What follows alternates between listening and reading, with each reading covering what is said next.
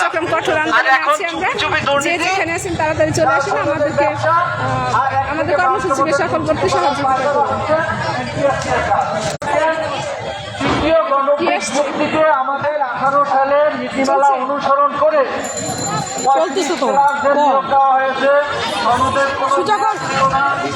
আমাদের এক ভাই মরণের কাপড় পরে শুয়ে আছেন। আপনারা মরণকর নিয়ে বাজি করতে পারেন, মরণকর করতে পারেন। আপনারা কেন এখানে দূরে বসে আছেন? আপনারা চলে আসুন, আমাদের কর্মসূচিটা সফল করতে আপনারা চলে আসুন। সবার কষ্টকে লাঘব করতে এবং কমাতে আপনারা চলে আসুন।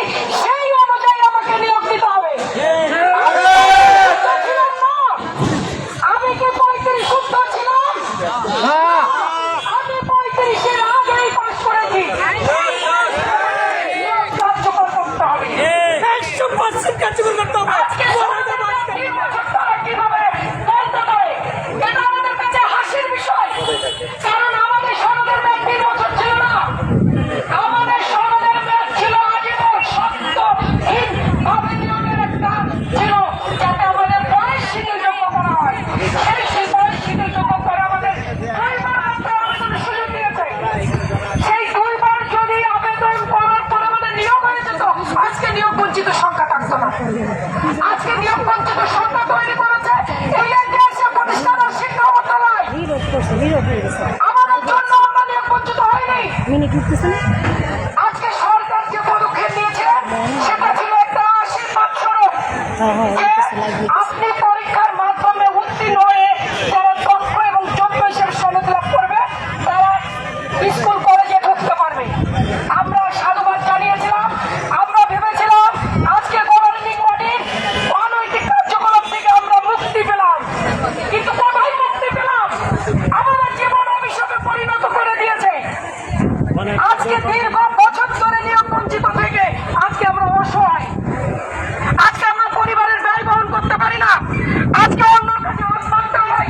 আজকে সমাজে আমাদের কথা শুনতে হয় যে তোমাদের কি যোগ্যতা ছিল, একটা চাকরি দিতে পারলে না। আমরা তো শুধু শিক্ষক হতে চেয়েছিলাম। আমরা অপরাধ কোথায় করেছিলাম? শিক্ষকতা ছাড়া কি অপরাধ? আমরা কেন যেন সুবিধার কাছে প্রশ্ন রাখতে চাই। আমরা শুধুমাত্র শিক্ষক হতে চেয়েছি। সেই চাওয়াটা কিভাবে অন্যায় হতে পারে? আজকে আমাদের দাবি কিভাবে অন্যায্য হতে পারে? আমরা ন্যায্যতা নিয়ে এসেছি, বৈধতা নিয়ে এসেছি। আজকে আমাদের বয়স শিথিলযোগ্য ছিল, সেই সময় আপনারা আমাদের নিয়োগ দেননি। আজকে মেয়াদ উত্তীর্ণ বলে অতিরি সূত্র বলে যদি নিয়োগ বঞ্চিত করে রাখেন আমরা মানব না। আমরা এইরকম দাবি